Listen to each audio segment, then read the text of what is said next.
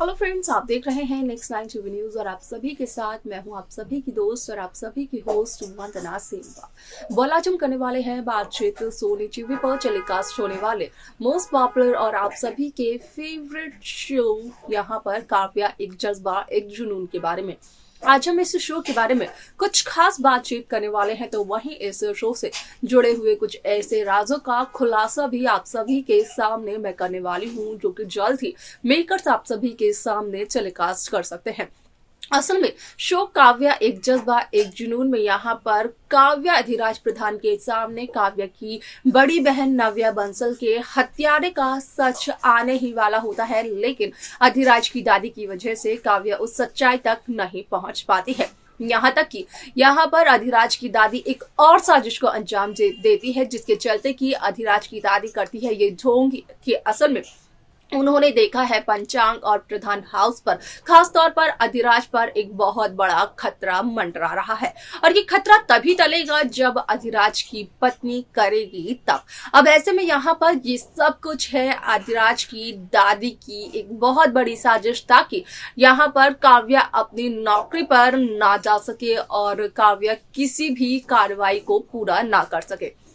अब ऐसे में इस शो को लेकर असल में सोशल मीडिया पर एक बेहद खबर तेजी से वायरल हो रही है, जिसके अकॉर्डिंग की इस बात का किया गया खुलासा कि अब यहाँ पर काव्या को तो हो चुका है अधिराज की दादी के इरादों पर शक, जिसके चलते कि यहाँ पर काव्या अधिराज की कुंडली को दिखाते हुए नजर आती है एक पंडित को, जहां पर कि वो ये बताते हुए नजर आते हैं कि जब तक काव्या अधिराज की जिंदगी में है, अधिराज के साथ है, तब तक ना तो प्रधान परिवार पर कोई खतरा मंडरा सकता है और ना ही अधिराज की जिंदगी पर। और यही सच काव्या मालिनी को बताने के लिए कहती है,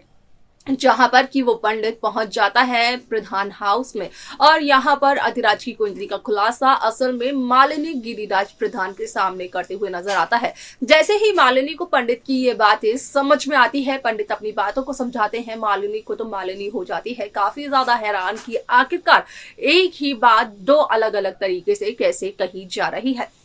एक का कहना है कि काव्या की जिंदगी यहाँ पर